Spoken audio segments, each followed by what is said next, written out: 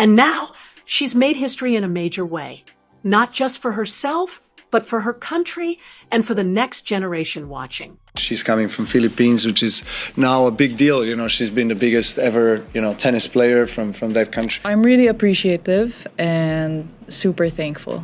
Something satisfying just happened in Australian tennis that has Aryna Sabalenka seeing red. And for once, it has nothing to do with what's happening on the court.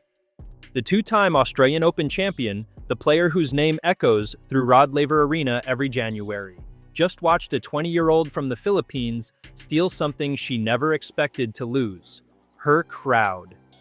When Alex Eala stepped onto Australian soil this month, something shifted in a way that tournament organizers are still trying to process. She brought an entire army with her, and what happened next left Sabalenka's camp stunned into silence.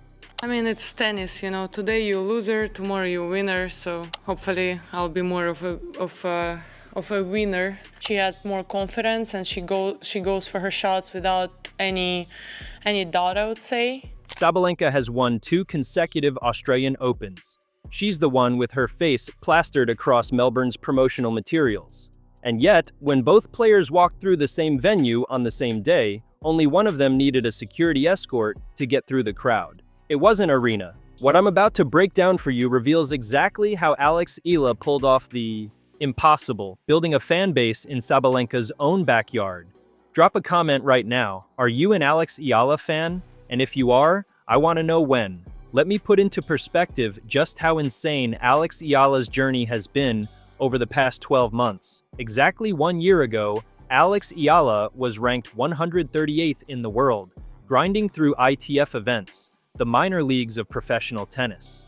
Now she's ranked 40th globally, officially the highest-ranked Filipino tennis player in history. That's not a small achievement. That's a massive milestone that puts her among the elite players on the planet, rubbing shoulders with Grand Slam champions and Olympic medalists who used to seem untouchable. The breakthrough that announced her arrival came at the Miami Open in 2025, and what happened there still doesn't feel real when you actually break it down. She entered as a wild card, ranked 140th in the world, the kind of entry that usually means a quick first-round exit and an early flight home. She's so young and she's just coming through, so and obviously the first couple rounds, the schedule is so packed. Nobody outside the Filipino community was paying attention. Nobody expected her to survive the first week. Instead, she did something that made the entire tennis world stop and take notice. She beat Jelena Ostapenko, a former French Open champion. She beat Madison Keys, an American powerhouse and fixture in the top 20. And then she beat Iga Swiatek, the world number 2, one of the most dominant players in women's tennis, a champion who was supposed to cruise through that section of the draw without resistance. Alex didn't just compete in that match, she won it, against Swiatek. As a wildcard ranked 140th, tennis Twitter melted down. Commentators ran out of adjectives. The tennis establishment that had overlooked her for years suddenly couldn't stop talking about the Filipino phenomenon who had just rewritten every assumption about her ceiling. The momentum carried into the SEA Games, where she claimed gold for the Philippines, the first Filipina to win tennis gold in 26 years. That image of her on the podium, tears streaming, her nation's anthem playing, became iconic overnight across Filipino social media. Then came Auckland, the ASB Classic, where she dominated her way to the semifinals and officially cracked the top 50 for the first time. Her quarterfinal match against Poland's Magda Linette was particularly impressive. Linette isn't some pushover. She's been ranked as high as 19th in the world and reached the semifinals of the 2023 Australian Open. Alex beat her in straight sets, showing the kind of composure and shot-making that separates good players from future champions. This was definitely one of the bigger Filipino turnouts. Also, New York was huge. It was tough because it also depends what court you're on, that you feel the noise and things. Now here's where things get really interesting. Aryna Sabalenka, the two-time defending Australian Open champion and one of the most dominant forces in women's tennis, was asked about Alex's breakthrough during her pre-tournament press conference in Melbourne. Definitely a better player. As a result, she got a slam, which is incredible achievement. Just try the same, try to see how many of them I can get. Sabalenka's reaction. She went absolutely nuts with praise. "This girl is unbelievable," Sabalenka said with genuine enthusiasm. I think that she definitely she has more confidence, and she goes for her shots without any doubt, I would say. "I've been watching her since she was playing juniors at the Rafa Nadal Academy. Everyone knew she was special, but to see her actually do it on the WTA Tour this fast, that's rare. Most players take years to break into the top 50. She did it in basically one season of playing real tour-level events." Sabalenka didn't stop there.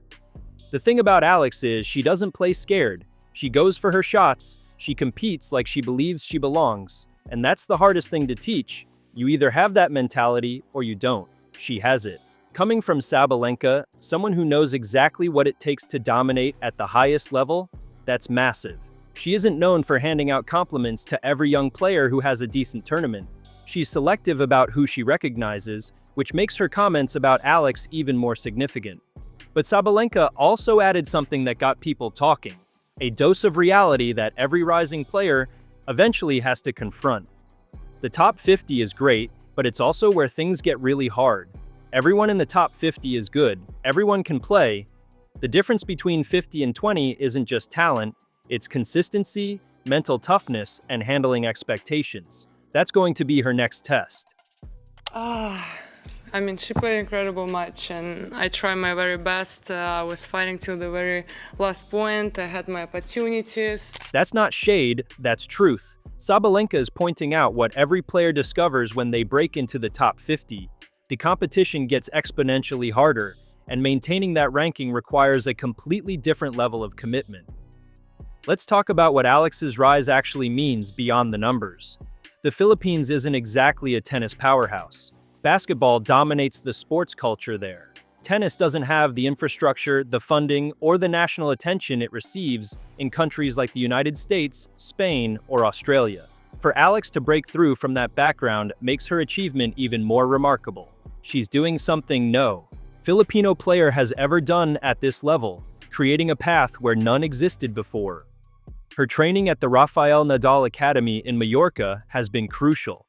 That facility isn't just a tennis club, it's an elite performance center where future champions are developed. Hi everyone, I just wanted to come on here and thank every single one of you for your support, taking the time and effort out of your day. Camila Osorio stays strong, and a great hug at the net by the two competitors. Alex has trained there for years, absorbing world-class coaching and practicing against top competition daily. Nadal himself has reportedly given her tips during practice sessions. When one of the greatest players in tennis history takes time to share knowledge with you, that's going to accelerate your development dramatically. After Auckland, Alex headed straight to Melbourne for more preparation before the Australian Open. She competed in the Kooyong Classic, an exclusive exhibition event designed to give players match practice before the Grand Slam begins. The Kooyong Classic invited only 4 WTA players this year, and Alex was one of them. You don't get invited to exclusive exhibition events unless tournament. Organizers believe you're a draw card, someone fans actually want to see. Here's the kicker. Alex already beat Donna Vekic at the ASB Classic, then faced her again at Kooyong. Vekic is a legitimate top-level player with 4 WTA titles and a career-high ranking of 17. Alex didn't just beat her once, she beat her twice in the span of a week, showing marked improvement between their first match, a grueling 3-set battle, and their second, a convincing straight sets victory. That rapid improvement is what has players like Sabalenka taking notice. It's one thing to beat a quality opponent once through grit and determination. It's another thing entirely to face them again days later and win more convincingly because you made adjustments and executed better. Filipina tennis ace Alex Eala has officially broken into the WTA top 40. Alex Eala is set to compete in the singles and doubles events. With energy like that, you don't get tired, so it was good. And Alex, so good to have you out here for the first time. How special was that? That's the mark of an elite competitor. Sabalenka's praise also sparked conversations among other players in Melbourne. During practice sessions, several WTA stars were reportedly discussing Alex's rise and what it means for the tour. Some see her as a threat, someone who's going to be taking spots in draws, stealing matches, and making life difficult for established players used to certain results.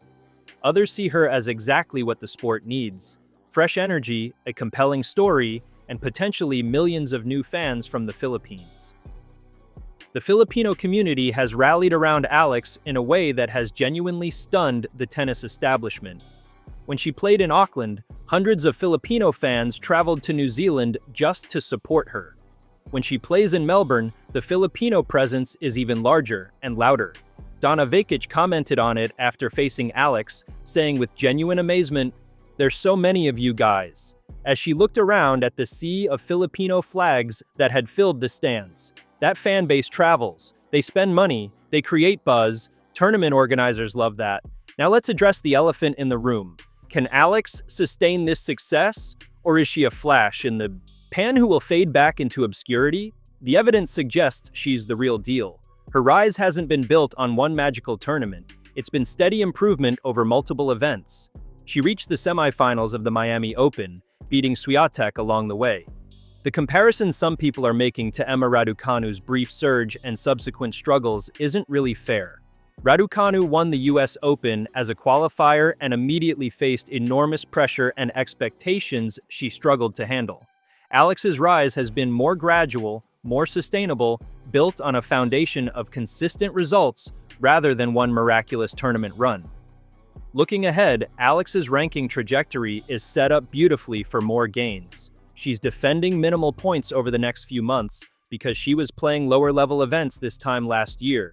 Every match she wins at bigger tournaments will boost her ranking significantly. And when someone like Aryna Sabalenka, a multiple Grand Slam champion who has seen everything this sport can throw at a player, goes absolutely nuts with praise for your game, drop your prediction in the comments. Who's winning Dubai, Sabalenka, Swiatek, or does Alex Eala shock the world again? Let me know.